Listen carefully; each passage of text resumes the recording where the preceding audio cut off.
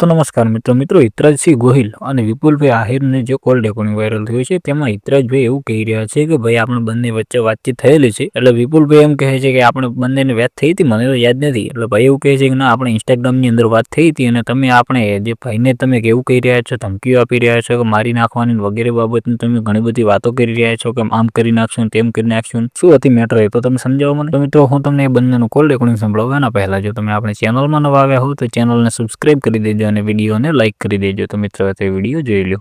હાલો, જય માતાજી. જય માતાજી. બોલો બોલો, કોણ ભાઈ? હિતરાજસિંહ બોલું, તમારી યાર વાત કરી હતી. કોણ? હિતરાજસિંહ. એટલે વાત થઈ હતી મારી યાર ત્યારે? હા, ઇન્સ્ટામાં વાત થયેલી છે ભાઈ આપણે. હા થઈ હશે. આવો બરોબર. હા તો શું છે મેટર આખી? એટલે મેટરમાં એવું એટલે હવે પેલી વાત તો કે આ જે ધમકી વાળું ભાઈ મૂકે બરોબર.